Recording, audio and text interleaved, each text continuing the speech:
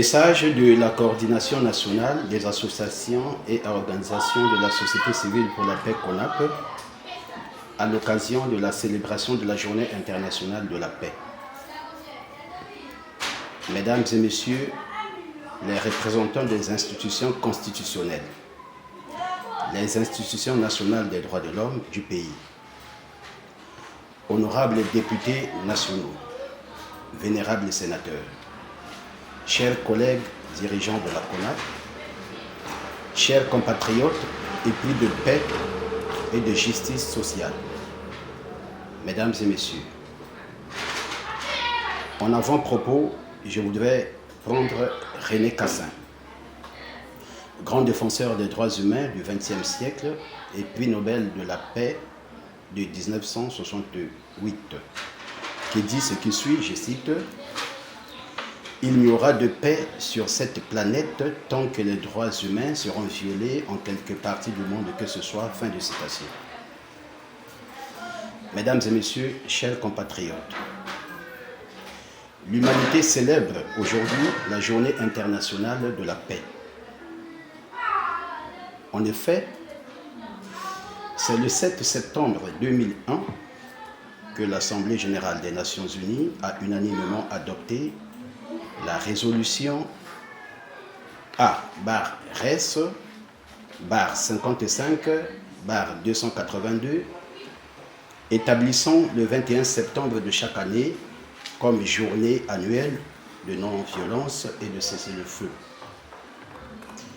Ainsi, l'Assemblée générale des Nations unies invitait les États membres, les organismes des Nations unies, les organisations régionales, la société civile et les particuliers à œuvrer pour la paix au moyen des actions d'éducation et de sensibilisation.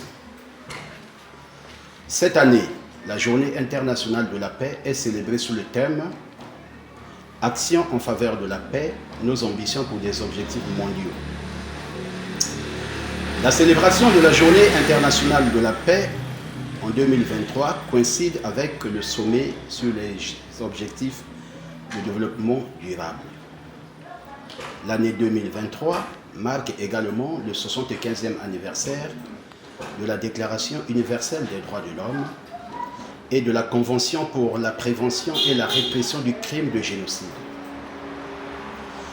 La Journée internationale de la paix 2023 encourage également tous les jeunes à être ambitieux dans leurs engagements en tant qu'agents sociaux positifs et constructifs, à rejoindre le mouvement pour atteindre les ODD et à contribuer à mener notre monde vers un avenir plus vert, plus équitable, plus juste et plus sûr pour tous.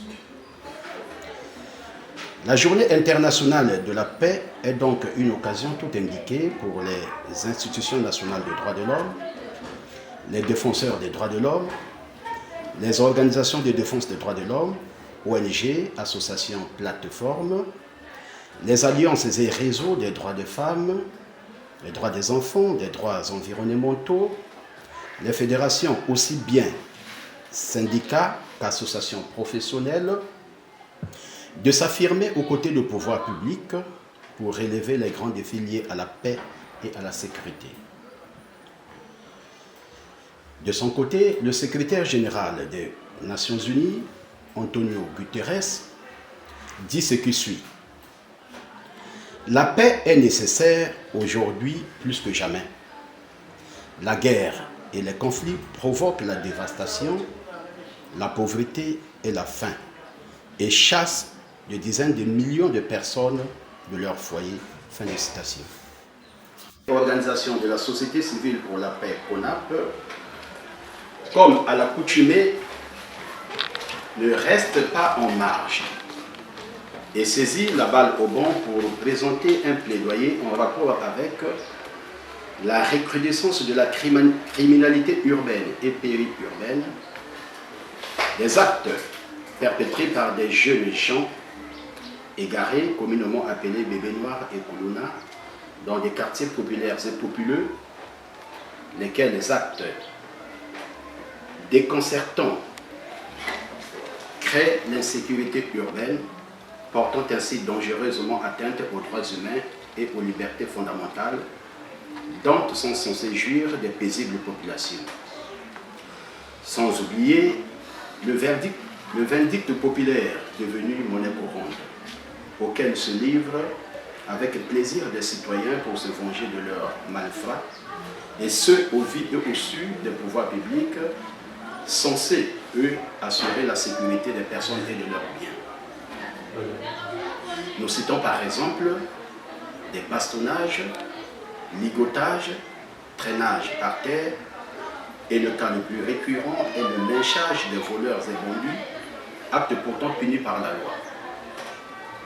Faut-il également le rappeler que dans notre pays, la Constitution du 25 octobre 2015, en son article 8, 12 alinéas, prescrit que la personne humaine est sacrée et a droit à la vie. L'État a l'obligation de la respecter et de la protéger. La peine de mort est abolie, fin. C'est dire que le lynchage tel que pratiqué par les citoyens est une peine de mort à peine voilée, infligée aux humains. La loi interdit que l'on fasse justice soi-même, tout simplement parce que les humains seraient alors soumis à la loi du plus fort. Assister passivement des citoyens qui voudraient obtenir par soi-même la réparation de quelque chose sans recourir à l'institution judiciaire, en estimant être dans son bon droit, est une façon de rendre faible la loi, l'une des assises d'un état de droit. Saisine des instances judiciaires compétentes afin de faire valoir ses droits et d'obtenir la réparation légitimement attendue. C'est donc la responsabilité révolue au pouvoir public, police, gendarmerie, d'encourager les citoyens à saisir la justice, à faire confiance au système judiciaire du pays qui doit rendre justice en disant le bon droit. La promotion de la justice pour tous, gage d'un état de droit, parlons-en maintenant. La décision d'abolir la peine de mort est une réponse forte du Congo aux engagements internationaux qu'il a pris. En effet, le Congo, notre pays, est parti aux principaux instruments internationaux de protection des droits de l'homme, qui font partie intégrante de la Constitution de 2015.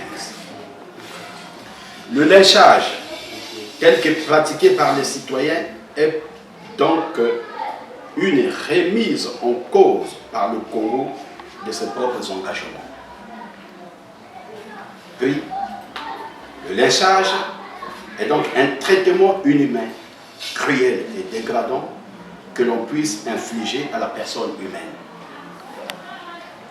Le pacte international relatif aux droits civils et politiques, adopté le 16 décembre 1966, auquel le Congo a adhéré le 5 octobre 1983, dit en son article 9, je cite, « Tout individu a droit à la liberté et à la sécurité de sa personne. Tout individu arrêté est détenu du chef d'une infraction pénale, sera traduit dans le plus court délai devant un juge ou une autorité habilitée par la loi à exercer des fonctions judiciaires et devra être jugé dans un délai raisonnable ou libéré. » Et les règles minima des Nations Unies, ou règles Nelson Mandela, adoptées à l'unanimité par l'Assemblée générale des Nations Unies le 17 décembre 2015, disent, je cite, « Règle 111. Le prévenu est présumé innocent et doit être traité comme tel. » Nous renchérissons cette fois-ci en citant la Constitution du 25 octobre 2015 en son article 9, qui dit « Tout prévenu est présumé innocent jusqu'à ce que sa culpabilité ait été établie à la suite d'un procès juste et équitable, garantissant les droits de défense. Fin. La loi du talion, qui signifie tel pareil, semblable, ou encore telle est la faute, tel est le châtiment, est une violation de la présomption d'innocence. Chers compatriotes,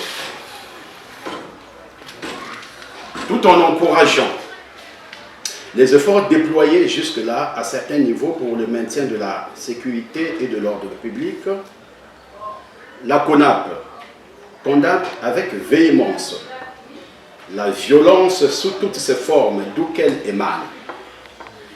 Elle en appelle par ailleurs à la nation tout entière à une profonde réflexion sur les solutions à trouver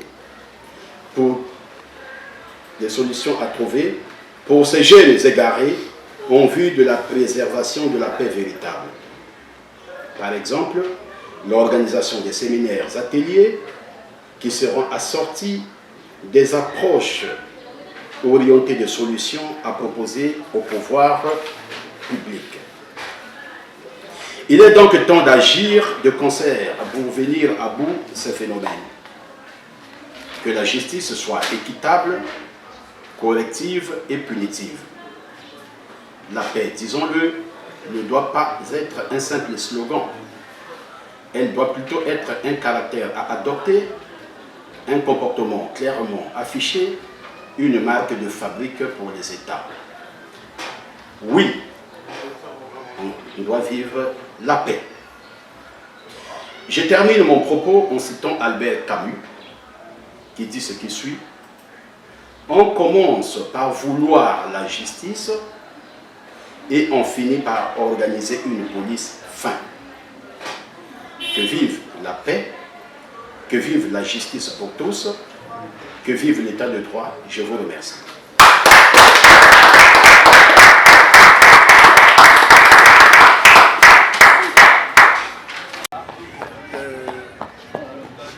Pour le rappel, vous le savez bien que nous sommes une organisation qui milite pour la paix, pour la non-violence.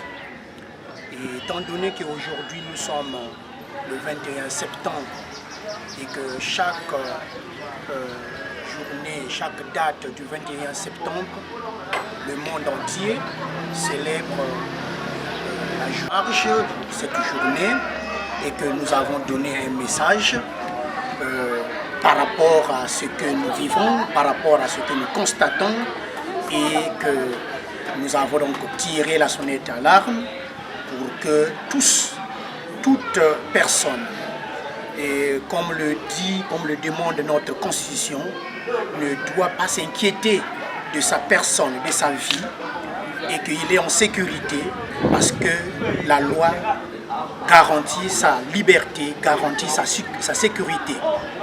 Et donc pour la paix, la personne humaine, précisément un Congolais ne doit pas s'inquiéter parce qu'il est,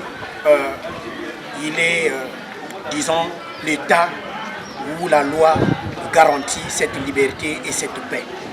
Voilà ce qu'on peut retenir. Alors.